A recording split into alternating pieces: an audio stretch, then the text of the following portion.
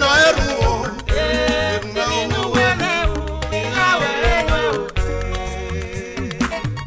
Yesu na o muruma o mueni me o ma de no bia do sa o ire ne o ya we no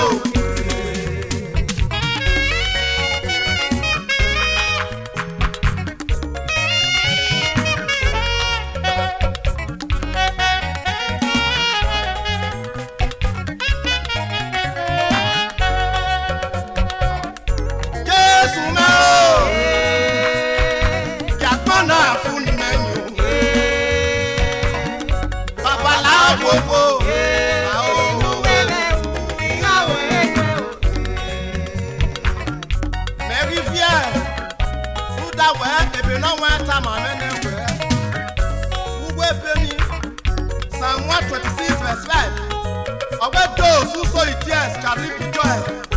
On a sin me God. Jesus ma o. Oto tu gwe wa sana life yo. Yo wa go me no da me o. Na o go go. Na we mo.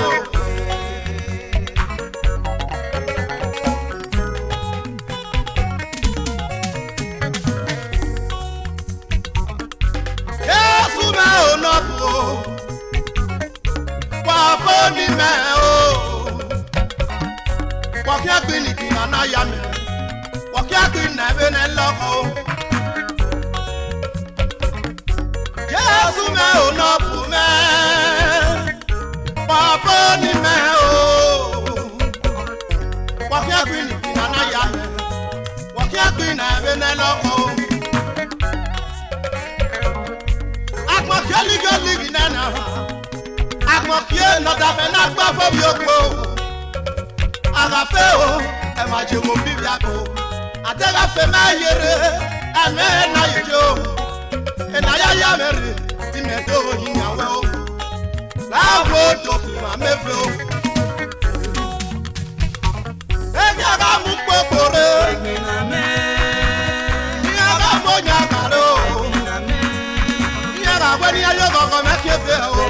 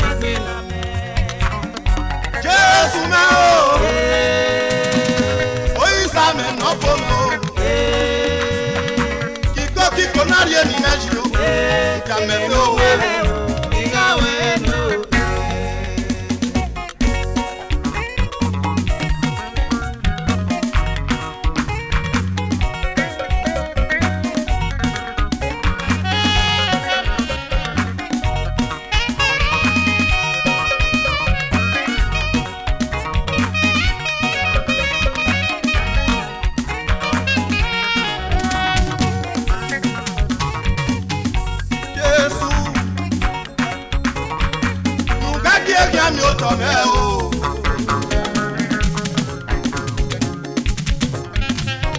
Wọ́n bò mẹ́wàá o. Ẹ̀dá pín mẹ́ kò sẹ́fẹ́ yàtà. Wẹ̀nọ́gbọ̀n mi máa jẹ́ wẹ̀ ọ̀pọ̀ ọ̀ṣùwẹ̀. Wọ́n wẹ̀ ní ebi bẹ́ẹ̀ ni lè sìn wọ́n náà nìyà. Wọ́n á tẹ̀ mí owó wọn mú. Ẹ̀mọ́ ti yàn sánẹ́ o. Jésù nùgá kéèkì àmì ò tọ̀mẹ́ o. Wọ́n bò mẹ́wàá o.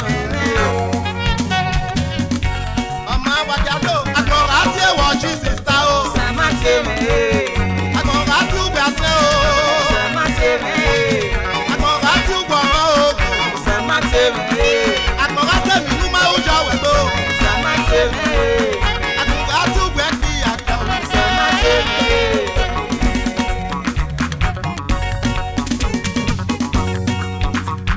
Ẹrù ẹ̀dẹ̀ ló sàmúrò ọmọ o, èyí kéèké fún ọ̀gbìn ẹgbẹ́ mẹ́ka yà kí Jésù lọ o, ọ̀kẹ́ ló gbé lọ o. Everything no samuya me o, ike ya koko. Wọ́n gbé mi kaya kí Jésù kéjòké. Ẹrù ẹ̀dẹ̀ ló sàmúrò ọmọ o, èyí kéèké fún ọ̀gbìn ẹgbẹ́ mẹ́ka yà kí Jésù lọ o, ọ̀kẹ́ ló gbé lọ o. Everything no samuya me o, ike ya koko. Wọ́n gbé mi kaya kí Jésù kéjòké.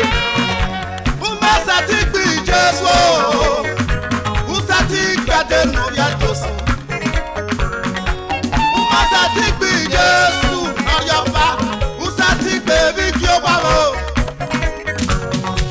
Umasa ti gbi Jésù mẹ́rin òkè o, Usa ti gbé màní jẹ̀lì mọ́mẹ́ o, ó sẹ́kọ̀ o. Everything no samuya me o, ike ya koko. Wọ́n gbé mi kaya kí Jésù kéjòké. Awẹ́ mi jọ kí ọmọ o, awẹ́ mi nà kí a jẹ òwà o. Bẹ́ẹ̀ni Jésù yé wa sẹ́sẹ̀, ọmọ wo ni mẹ́sàn yé ta lọ.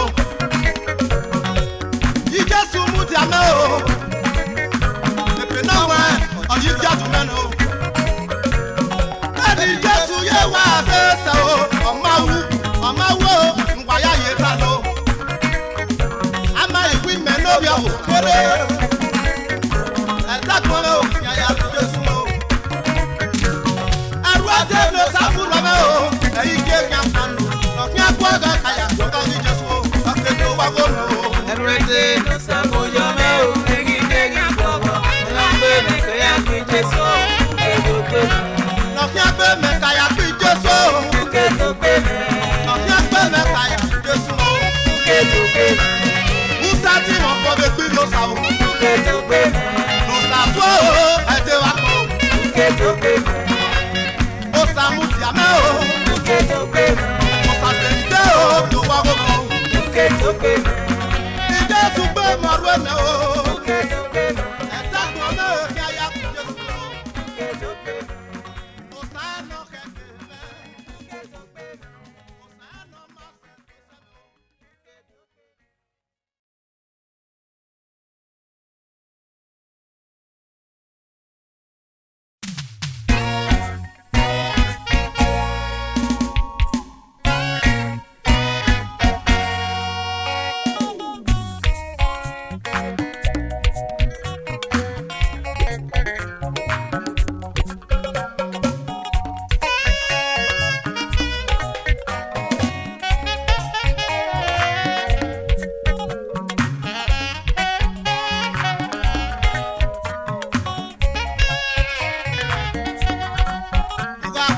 Yóò gbéra de, má fẹ́ ti kú ẹ̀ bá gbọ́ o. Ọmọ náà mo wá bá kùn náà o, ẹ̀yin mi ò káyà mi. Ọmọ náà mọ̀ kó abakùn náà o, ọmọ mi ò ká nyà mẹ́tẹ́ o. Iṣẹ́ ni yàgbọ́n ló wáwé o, kí olùkí ó yá.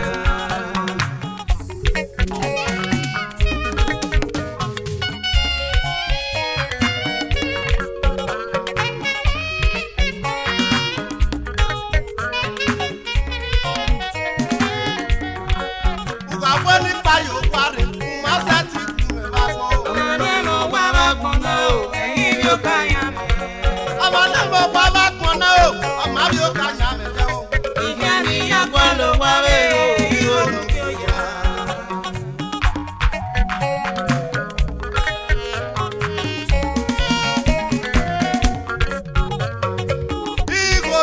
oja o láwo dókì oja náwó o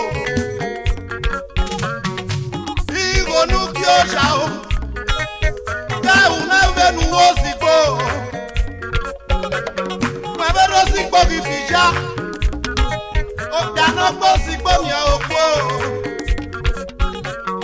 ó sì gbó náà kó wá gbá ọ̀nà pa ọ̀nà ìyàmọ́ wọn igbó òye yóò ti gbówé náà tẹ́tí kó kó sì gbówé náà láàbò dòkì òyà náà wẹ̀ o. Àtẹnusá ma wàtàmì ọmẹ ìmẹ̀bẹ̀ mọ́tàrò aláàbò fò akẹ́kẹ́ mẹ́mẹ́ mi o. Èmi mi àgbọ̀ mi ò ní ìyá sí wọn o.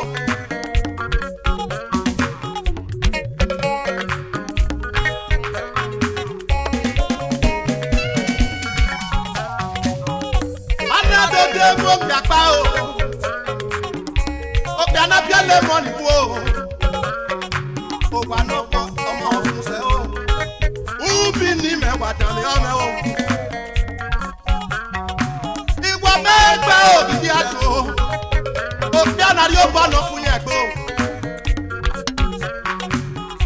Ẹgbẹ́ náà ti mọ ya kókó, láti ayáwó ẹ̀mí nẹ́gbẹ́ bàbá o. Àgíwé náà yá nẹ́fẹ́ ẹgbẹ́ náà kìí mọ́ ọlọ́wọ́ pẹ́ ní irúgbà fìjà èmi lọ sí àyágbọ́n wọ́n yóò tọ́ fún wa ọ̀kẹ́ kẹnu wá tó gáyé ẹ̀yìn mọ́ yánà pa. Ọ̀kẹ́ gbẹ́ gíga náà yá nẹ́fẹ́ ẹ̀fà ní kótótọ̀ ìyẹn náà wá sàtàgbé ọ̀wọ́ ní yẹn tẹ́ àbọ̀gẹ̀ náà ara gbọ̀n wẹ́ ọ̀gbùgà náà ọ̀pọ̀pọ̀ ẹ̀yàn àgàyà àgùgàyà ní irúgbà náà. Ọ̀ka gbẹ́ náà dàsó ọlọ́wọ́ ìpè náà ọmọ sùnù rẹ̀ gbẹ́ náà dẹ́ ọlọ́wọ́ ó díẹ̀ tó ní màṣẹ́ náà ọmọ tí ó dùn. Àgíwé náà yá ní yá fẹ́ ẹ̀ mọ ya náà kà á yóò wà.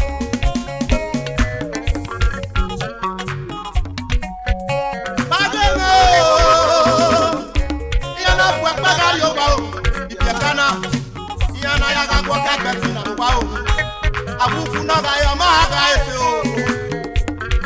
Bọ́yá mẹ́tẹ̀mẹ̀ nìsáná ọ̀ká gbẹ́sọ̀ wà rọ́ ìmúná máa kí yẹn ẹ̀yìn ẹ̀wù ìyá àgbàjẹ́ náà rẹ̀ náà ti yẹn náà bó wá ọ̀ká kéde ní yanjú ìyọ̀ ẹ̀ ọ̀ká gbẹ̀yìnwó yẹn ṣe tún wà á tọ̀ bá gbọ́n.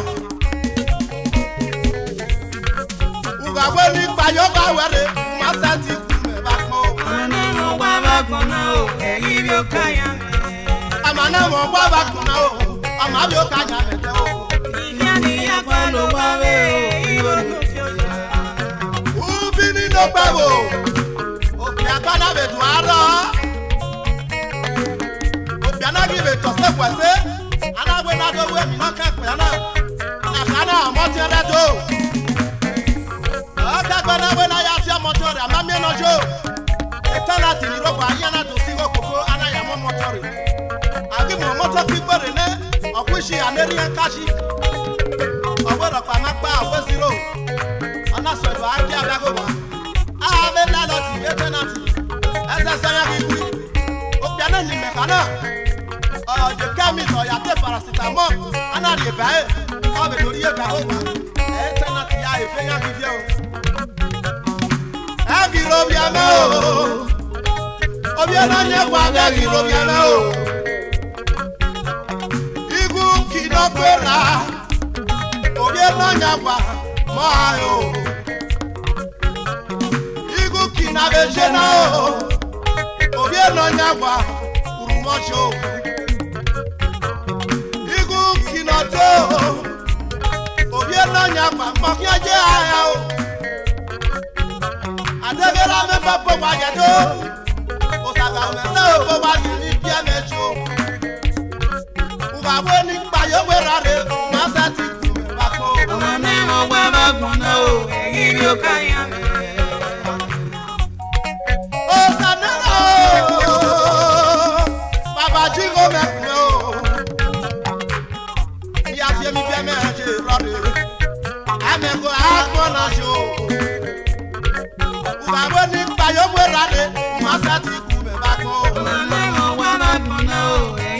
ká yá mi.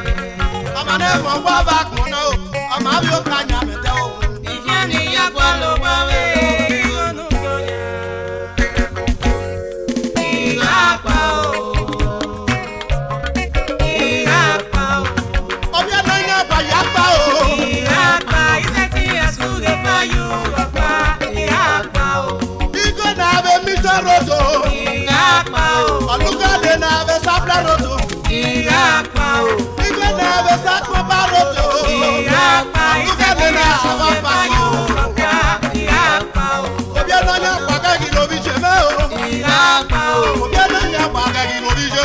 Biko na mare nyoru mocha o.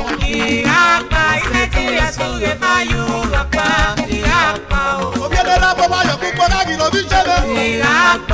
Obiede na baba yo kupo gagi no bi rabo. Paso we mo ne tena si mu go na ya boba.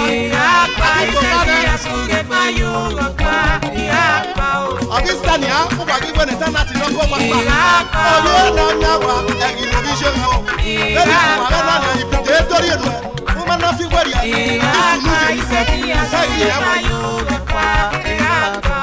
Oh, you know, now, why Yapao. I never go, and you can never. You never, and you can never. And you can never. Nonyakwa egi no bia me o. Ate ya fe ukuru koto. Oye nonyakwa ekwo go me bi o. Oye nonyakwa ekwo go me bi wa.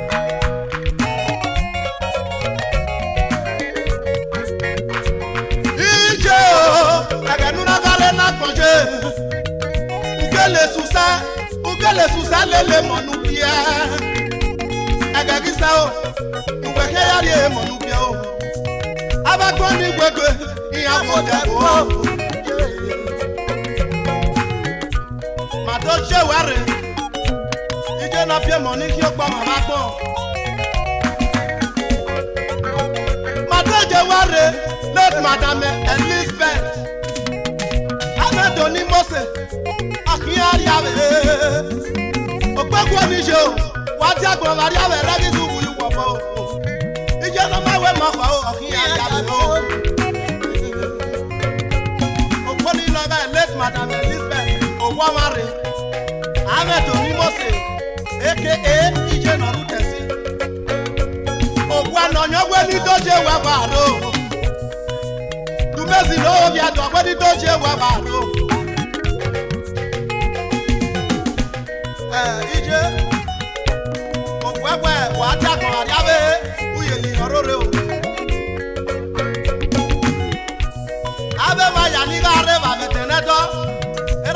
du mezedo ana weni momi ya uwase era meni mose ambassador Christ obi ma fi don meni mose era mega du mezedo ya weni do kwa mewa o abu wawase agani na dukie na fishi ya o abu wawase agani na dukie na fishi ya no yo kwa o abu na ga wo kwa no sagakia de o ambassador Christ imafina president United Brothers Club of Italy ambassador epe me no bi go ka o completu mesi ma do biato ogbeni do pon mu wa ya o yan we vice chairman United Brothers Club of Italy eri ojo ari akona na jo pa o era me du mesato ogwe kenishi ya na ya pa ogwe bi yen ya efenya be bia akiyari abe okpokwo ni se wala no be tu mesato woni do se wa waro ama no be tu mesato abuje na kwa kin ari are o ama no be tu mesato abuje na kwa kin ari are o ta no ya do abuje na kwa kin ari are o ko be nu ya pa o efe wani aye fi o kate abo hanga Mrs. Florence Edo agwe ke ni kin na pa Lady Florence na oga give you Abu Johnny Boss na wo lu ga give ya Abu ijoto me o ijoto akin ya o ko be nu ya pa o si joto ni bisa o akin ya beje na po mo teke no burie akin o ke no do na po mo teke no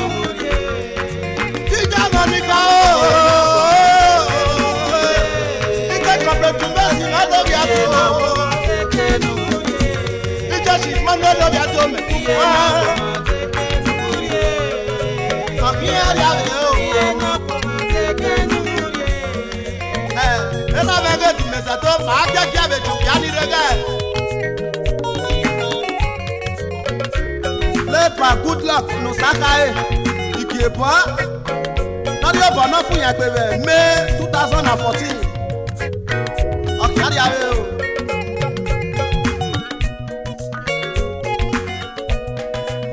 akiri awe era no ma we mo fote o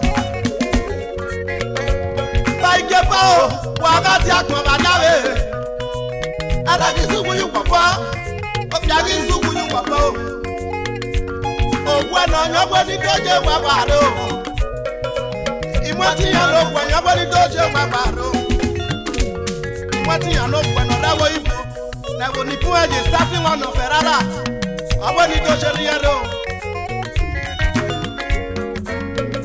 ogwe bo ni je akin ari ave dare ikefa ije o de kenu ye staffing no wa nyogwe ni medoju wa akiyari ave o ije na ma we mo fote o ina me da jo poni ebe let madam Miss Clara Osifo ije akiyari ave o akiyari ave ije na gbo mo teke nu burie bai ke po teke nu burie o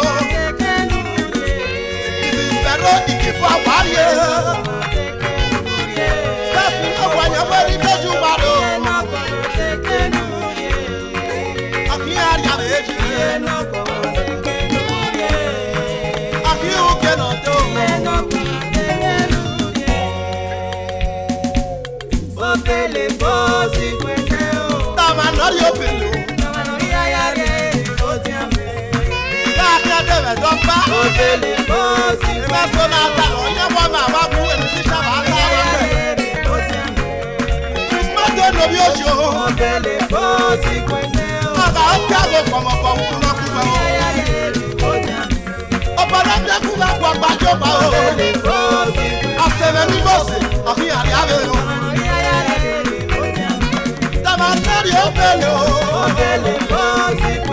Tu me tẹ́gbẹ́ ni ẹ jọrọ.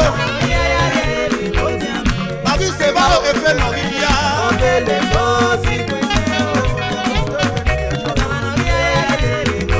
Jìmọ́tẹ́ lórí àjọ tẹ́gbẹ́ ni ẹ jọrọ.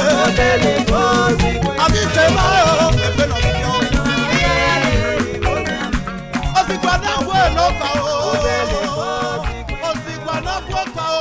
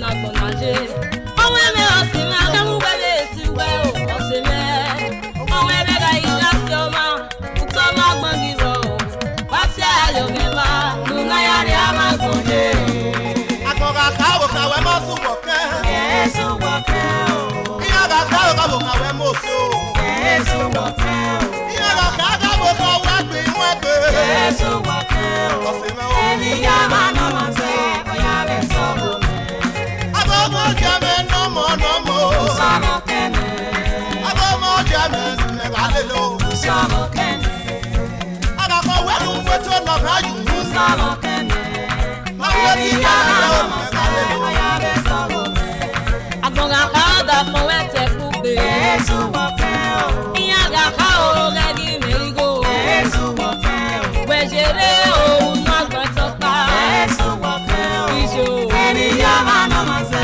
oya be sobo Agboga kawo kawe meswado Iyaga kawo kapale bayo Yesu woke Jama se pe no leni jeme mo yabu e Yesu woke Eni yama no manse oya be sobo Agogo jame nomo Sobo kene Agogo jame negalelo Sobo kene Ebi no lo kameri ri o jame se Sobo kene Eni yama no manse oya be sobo Iyaga koda ko elele gumazano Yesu woke Iyaga ka o go wegbe Yesu woke Gbejere o mari asimo Yesu woke Ijo Eni yama no manse oya be sobo Agogo jame nomo Sobo kene Abo kamela ro yari mi ego Sobo kene yari mi atelu nako Sobo kene Eni yama no manse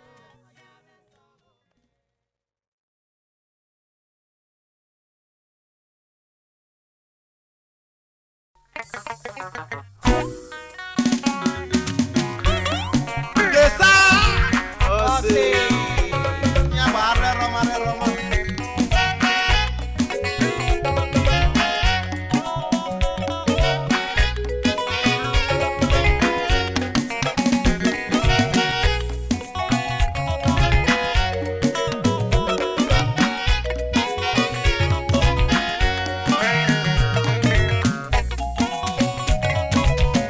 Nimeke na wo manu no Onaya me mesebo Nimeke na ebenu ya pie fosene Onaya me mesebo Nimeke na oponu fiemigo Onaya me mesebo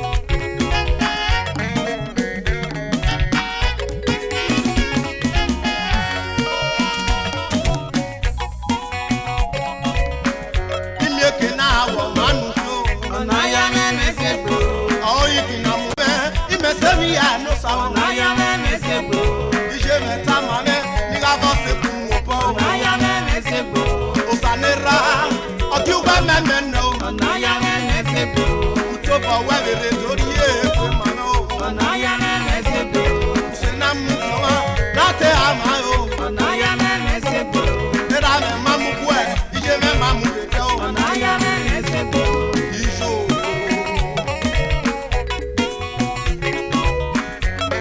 Ya ware roma Ayi fiya ena kun ayo o eya mi mi pe o Ayi fiya ena kun ayo o eya mi mi pe Eso wareva emi mi pe Eso kunu kono emi mi pe o Abo so baba bo ko ya Aya kwa fina o eya ye me isi e ko Na ya ya me si e ko o Ame ma kunu re brother o Eme no nya o When I tell you to o Oba mo se mo pa be lo O iso pa O you know ya si o no pia ma bo kan We ma e weke nu wena mo se wekoto e ba wena be mo wekoto wo sege ani adumadu opagara ije meta malo abade mege no bi me akọ se ya se o era meta malo awu ko se na na mi ele ma o ugwa ebe no na na mi no si mi o ma o omo pola ho ujo na wa o aka mo na wa o apa yi gogoro mi mi ke na wo wa nu lo na ya me se ku e ti ma ikunu ku me ko na ya me se ku adegun pe ki ti mo me se no ga ja ni atelo na ya me se ku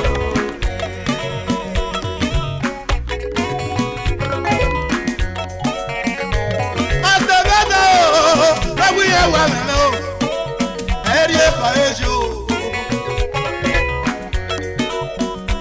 ase ma pa no na bu ye wa melo eri e fa ejo wa go agbari e ba e ma gba si e fo ma gba ku ma gba ni o ami me ni meta me gbo ami me ni meta me gbi ma aka no ma ki ma ta me gbe bo o e no kaniku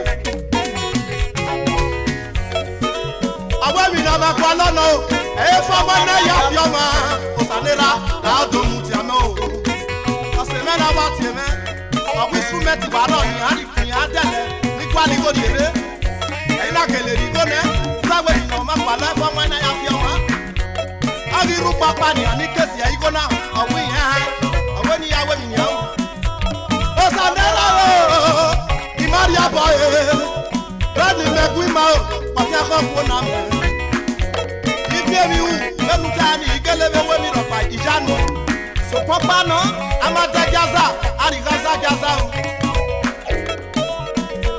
o Sanera o Maria boy o Rani megwima o Papa ko na me Etenabo o Sanera obe wene o na yakune awe se veteneto eti wo ineke na awo manu yo na ya me se ku eti do fi anya ke o Sanera we meno na ya me se ku e manu tama we ni anga mi ku begi ta o na ya me se ku whatever o no ya mu me bi ku na ya me se ku ni anga ku me o emi na yaku ma ye jale o aso ko ni do ku ni ineke na me ya bi na ya me se ku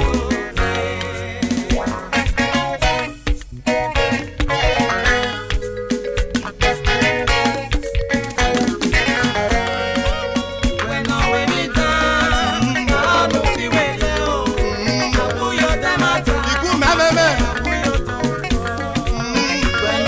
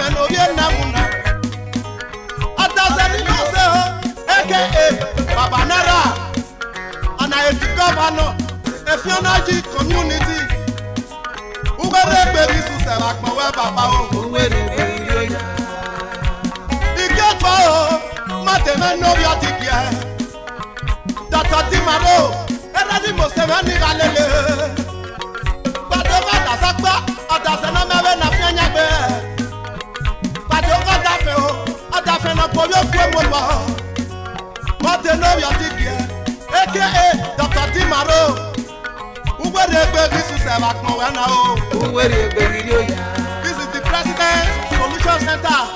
What up, Baba?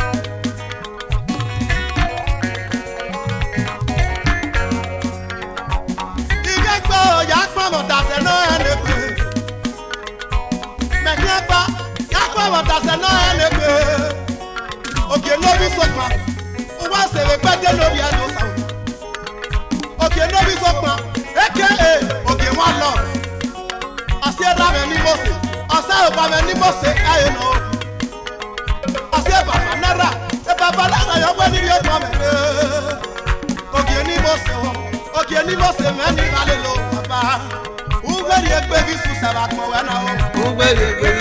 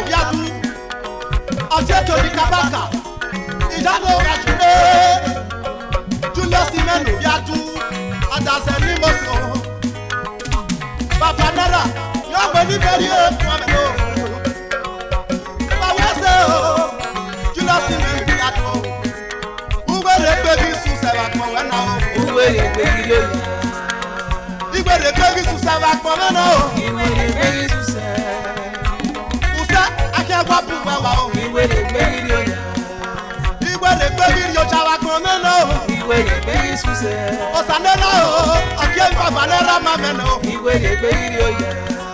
Then you know, say, I need that we want, sir. Yes, man. No, no, we open my hours. Let her any Moses, but tomorrow back. I'm out here. At any Moses, daddy, was a man.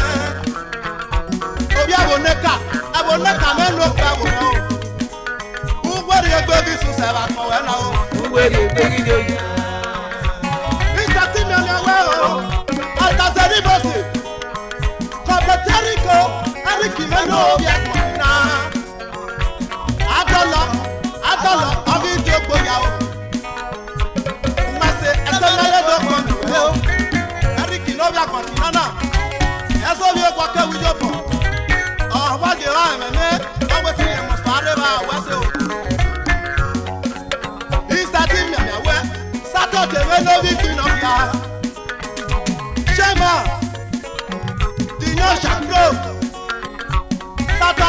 Saturday, no big enough now. Who will they pay you to sell us for now? Who will be radio? The idea to say what I know your problem. 6 to 6, and then I want to start when I will go. Obia woman, Obi go to many Valeno. It's a party now, when me Valeno. You were the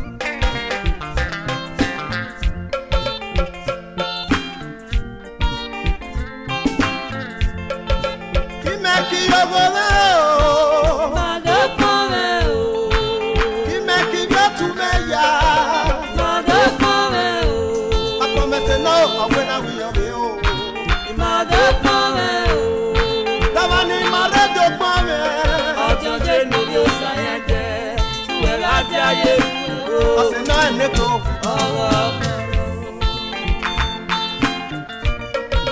Iwa doji wana tiama ni enegbe. Ayo mo si won ka. Aye soso ni awijobo. Aye ma me ya si won ni ke mi jobo e ri e pan. Yes.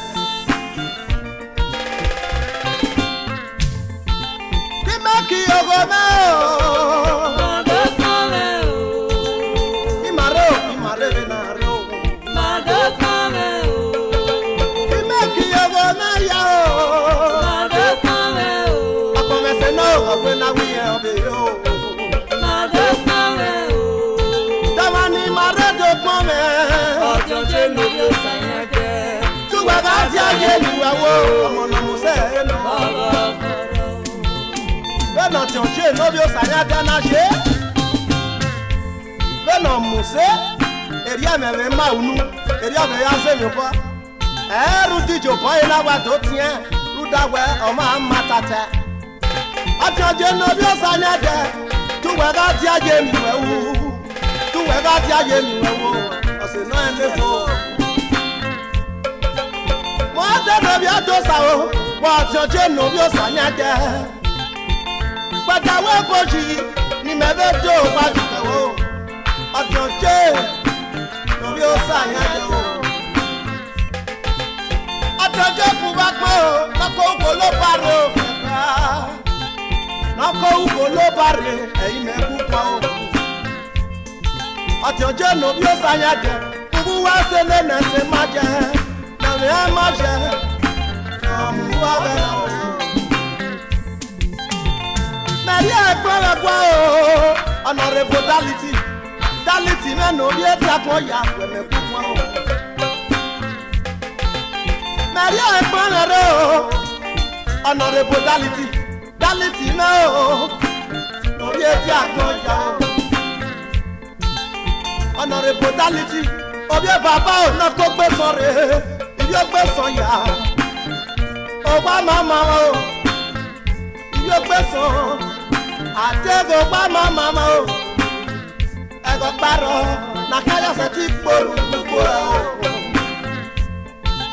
ime ki ogo ma o ade pare o honorable Daliti o wese ade pare o obi peso nene galile ade pare o damani mare do pare Ojo je no yo sayake. Tuwe lati aye. Àwọn ní kí ètò àwọn Destinosa òkú ẹ̀mẹ́ nù bí bá pa aka Destiny one. Àtẹ̀jẹ́ ìwé ní kí ètò àwọn Destinosa òkú ẹ̀mẹ́ nù bí bá pa aka Papa Marcel.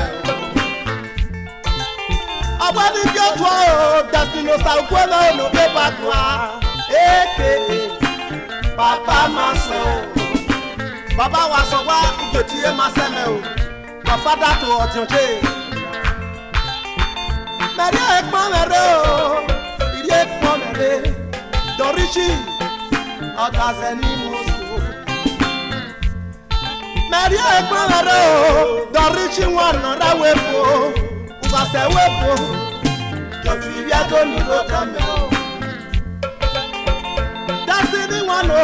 Ọ̀tí ọ̀jẹ́ èèyàn wé nírí ẹ̀pọ̀n mẹ̀rẹ̀ o. Mama se ti kuwe, ko sare ke mu we mi ya o. Ime ki yogo me o, Ade pare o. ime ki betu me ya, Ade pare o. Dama ni mare do pon me o. Ojo je no yo sayake. Tuwe lati aye o. Mary Ekpere o, ambassador Ukwadiane o menera me. Enoge of Ospa, Ọ̀tí ewé nírí Ekpere o. Ambassador Ukwadiane o, ti Enoge of Ospa land. Papa o, kúkú wá sẹ́lẹ̀ nẹ̀ẹ́sẹ̀ máa jẹ o. Ìjọba nu jẹ́ níbi àkù, ọ̀yà mẹ́tọ́rì Ekpere o. Ẹsẹ̀ nu jẹ́ níbi àkù, Ọ̀tí ewé ní mẹ́tọ́ fún ọmọ o. Papa náà, ẹ kì yóò fọwọ́ ṣe gbé mẹ́fọ́. Òbí àná ni mẹ̀ká náà. Ìmẹ́ka ya sí wọn, On avait deux oui je connais, on te raconte.